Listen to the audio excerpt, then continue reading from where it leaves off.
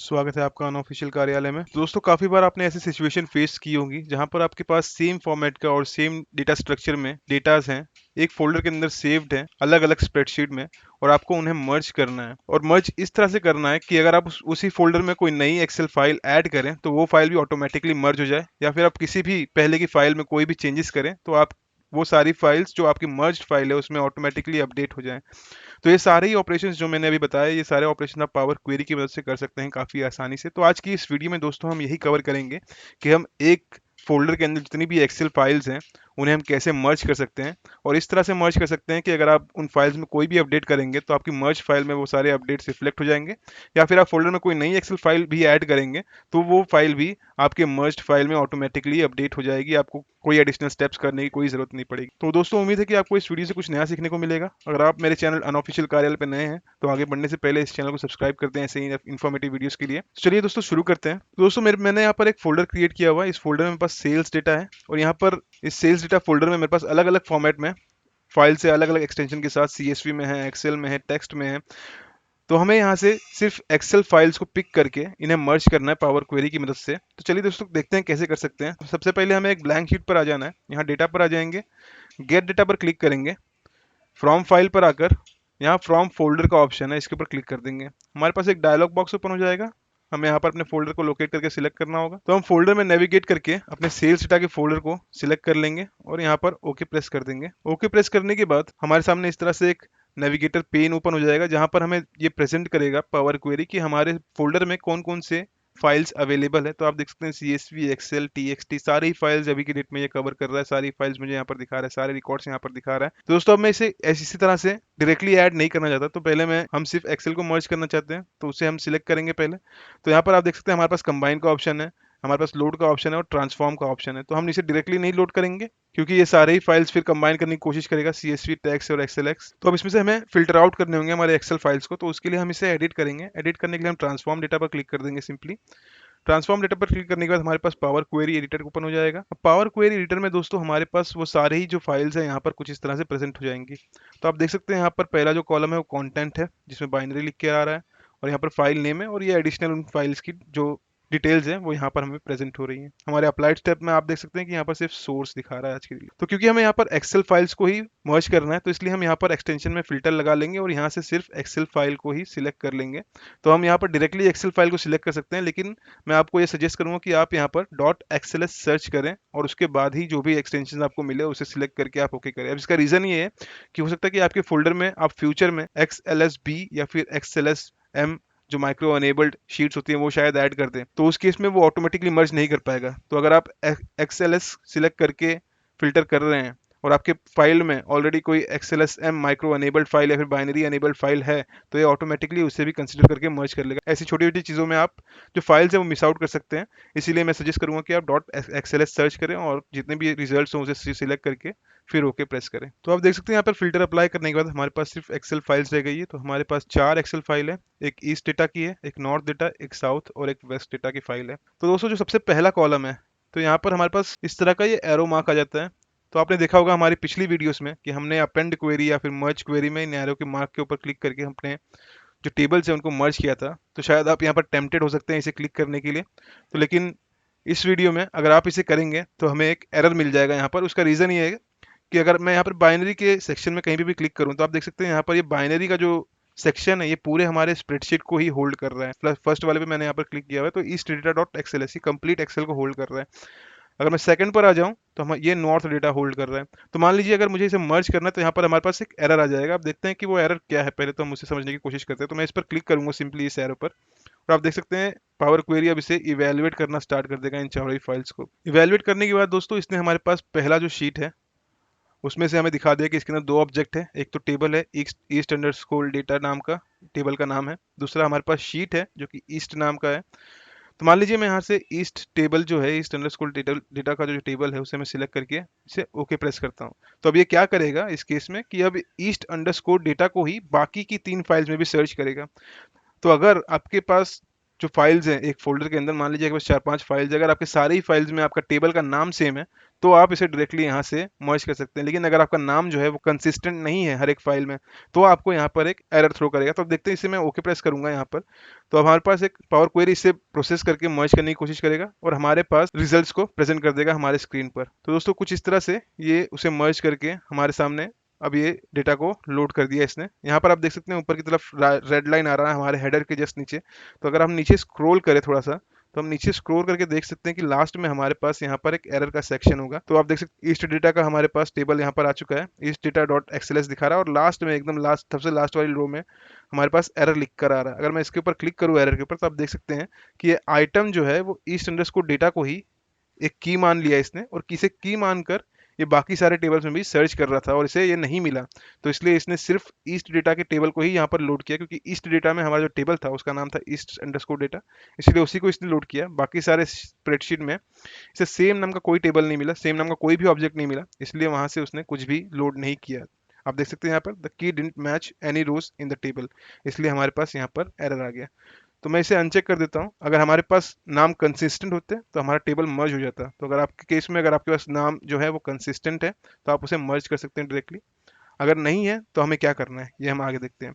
तो मैंने बाकी सारे स्टेप्स यहाँ से निकाल दिए। तो हमने जहाँ पर स्प्रेडशीट के ऊपर फिल्टर लगाया था एक्सएलएस के ऊपर, मैं उस सेम स्टेप के ऊपर अब यहाँ पर आ चुका हूँ। तो दोस्तों इसके बाद हमारे जो टेबल्स हैं, हमें उसे अपने कंटेंट का जो कॉलम है, जो बाइनरीज आ रही है, इसमें से अपने टेबल्स को अलग करना होगा। तो उसे अलग करने के लिए हम एक फॉर्मूला यूज करेंगे, लेकिन उससे पहले हम इन दोनों कॉलम्स को सिलेक्ट कर लेंगे, क्योंकि हमें यही दो कॉलम्स चाहिए और बाकी सारे कॉलम्स हमारे काम के नहीं है अभी के लिए, तो हम बाकी सारे कॉलम्स को निकाल देंगे। तो इन दोनों कॉलम्स को सिलेक्ट करेंगे, राइट क्लिक करेंगे और रिमूव अदर कॉलम्स के ऊपर क्लिक कर देंगे और बाकी सारे कॉलम्स को यहाँ से निकाल देंगे।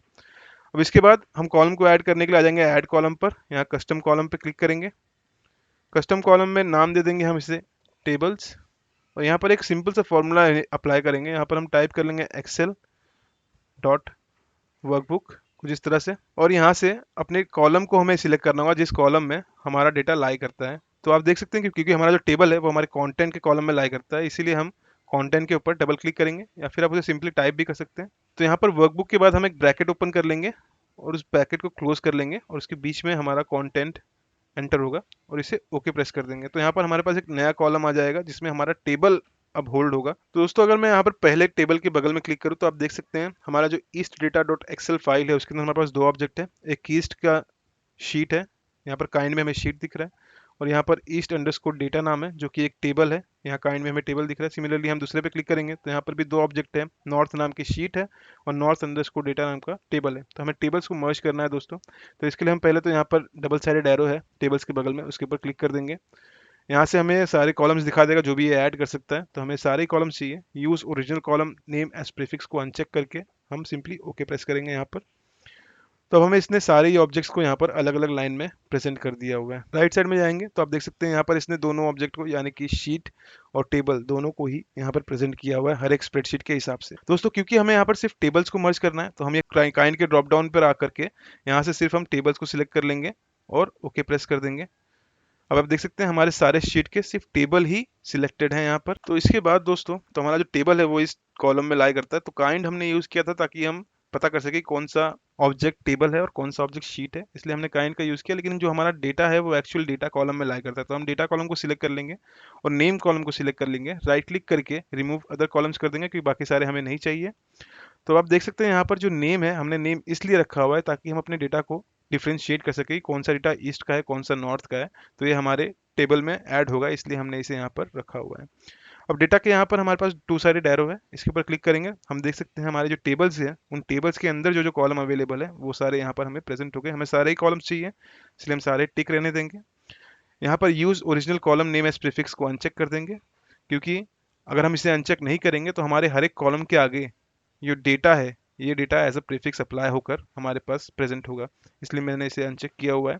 उसके बाद हम ओके प्रेस कर देंगे और अब आप देख सकते हैं कि हमारे पास जो हमारा डेटा है वो कुछ इस तरह से लोड हो चुका है। तो यहाँ पर इसने सारे ही कॉलम्स को मर्ज कर दिया हुआ है। अगर हम राइट साइड में थोड़ा सा मूव करेंगे तो यहाँ पर हमारे पास टेबल का नेम है, नेम में हम फिल्टर अप्लाई करके देख सकते हैं यहाँ पर कि हमारे पास कौन कौन से टेबल्स का डेटा आ चुका है। तो east data, north data, south data और वेस्ट डेटा, तो सारे ही टेबल्स का डेटा हमारे पास आ गया है। मान लीजिए मुझे अपने रीजन का डेटा जो है वो सबसे पहला कॉलम चाहिए, तो मैं इसे मूव करके सबसे पहले ले आऊँगा और इसे यहाँ पर ड्रॉप कर दूंगा और ये यहाँ पर आ जाएगा। अब मैं इसका नाम चेंज करके इसे कर लेता हूँ रीजन। जो हमारे टेबल के नेम्स है यहाँ पर अंडरस्कोर डेटा, उसे वो हमें अंडरस्कोर डेटा नहीं चाहिए, तो इसलिए हम यहाँ पर राइट क्लिक करेंगे, रिप्लेस वैल्यू पर क्लिक करेंगे और अंडरस्कोर डेटा यहाँ पर टाइप कर लेंगे। सिंपली रिप्लेस विथ के बॉक्स को ब्लैंक रहने देंगे और ओके प्रेस कर देंगे और अंडरस्कोर डेटा यहाँ से निकल जाएगा। अब इसके बाद दोस्तों जो बेस्ट प्रैक्टिस है पावर बीआई की वो ये है कि हमें इसका डेटा टाइप्स चेक करना है। अगर आपने पहली वीडियोस देखी होगी तो आपको पता होगा। तो यहाँ से हम अपने जो डेटा टाइप्स है वो एक बार वेरीफाई कर लेंगे और इसे अपडेट कर देंगे। तो हमारा जो रीजन है वो टेक्स्ट फॉर्म में है, तो ये टेक्स्ट ही है, तो इसे हम ऐसे ही रहने देंगे। अगर आपको यहाँ ये आइकन देखकर नहीं समझ में आ रहा है तो आप यहाँ पर सिंपली आ सकते हैं ट्रांसफॉर्म पर और यहाँ पर डेटा टाइप का ऑप्शन है, तो आप यहाँ पर देख सकते हैं कि क्या डेटा टाइप में है। तो हमारा जो रीजन है वो टेक्स्ट में है, तो ये सही है। अगर हम डेट पर आ जाएं तो डेट एनी है, तो इसे हम चेंज कर लेंगे। यहाँ पर क्लिक करके चेंज कर सकते हैं, या फिर आप यहाँ पर भी क्लिक करके चेंज कर सकते हैं। तो मैं यहाँ पर क्लिक कर लूंगा, इसे कर लूंगा डेट फॉर्म में। तो हमारे डेट का कॉलम है, मान लीजिए इसके अंदर कोई टेक्स्ट फॉर्म में भी कोई डेटा है, तो यहाँ हमें यहाँ पर एरर आ जाएगा। तो उस केस में आपको क्या करना है दोस्तों, तो आपको यहाँ पर राइट क्लिक करना है डेट डेट कॉलम के ऊपर, यहाँ पर रिमूव एरर्स के ऊपर क्लिक करना है। तो जहाँ पर भी आपके पास एरर होगा, जहाँ पर भी आपका जो डेटा है वो डेट के बजाय किसी नंबर में या फिर किसी टेक्स्ट में होगा, तो वो ऑटोमेटिकली वहाँ से निकल जाएगा। उसके बाद आइटम जो है इसे हम कर लेंगे अपने टेक्स्ट के फॉर्म में, तो यहाँ से टेक्स्ट सिलेक्ट कर लेंगे। सेल्स रिप्रेजेंटेटिव भी हम टेक्स्ट के फॉर्म में कर लेंगे। क्वांटिटी जो है वो होल नंबर है, तो यहाँ से होल नंबर सिलेक्ट कर लेंगे। प्राइस भी हम होल नंबर कर लेंगे। फाइनली कमीशन को हम चेंज करके कर लेंगे परसेंटेज। अब इसके बाद दोस्तों हमारा जो डेटा है वो कम्प्लीटली रेडी है लोड करने के लिए। तो इसे हम सिंपली आ जाएंगे, फाइल के ऊपर क्लिक करेंगे, क्लोज एंड लोड कर लेंगे। तो हमारी स्प्रेडशीट में एक नया शीट ऐड हो जाएगा और उसके अंदर हमारा सारा का सारा डेटा जो है वो लोड हो जाएगा कुछ इस तरह से। तो आप यहाँ पर राइट साइड में क्वेरीज एंड कनेक्शन के डायलॉग बॉक्स में देख सकते हैं कि हमारी जो अभी की डेटा है उसमें 1403 रोज हैं। तो मान लीजिए दोस्तों कि हमने जिस फोल्डर को सिलेक्ट किया था, अब उस फोल्डर में हम एक नई फाइल ऐड कर रहे हैं जिसका नाम है मिड वेस्ट डेटा। तो मैं इसे कॉपी कर लेता हूँ यहाँ से, और हमने सेल्स डेटा को सिलेक्ट किया था, तो मैं इसमें मिड वेस्ट डेटा को पेस्ट कर देता हूँ आकर सिंपली यहाँ पर। अब मैं चाहता हूँ कि ये डेटा हमारी जो जो हमारी स्प्रेडशीट है पावर क्वेरी की, जिसमें हमने मर्ज किए थे टेबल्स को, अब इसमें ऑटोमेटिकली आ जाए। तो उसके लिए आपको सारे स्टेप्स को रिपीट करने की कोई भी जरूरत नहीं है, हमने फोल्डर को ऑलरेडी सिलेक्ट किया हुआ है। तो हम यहाँ पर क्वेरीज पर आकर राइट क्लिक कर सकते हैं, या फिर अपने टेबल पे भी हम राइट क्लिक कर सकते हैं। राइट क्लिक करके यहाँ पर हमें मिल जाता है ऑप्शन रिफ्रेश का।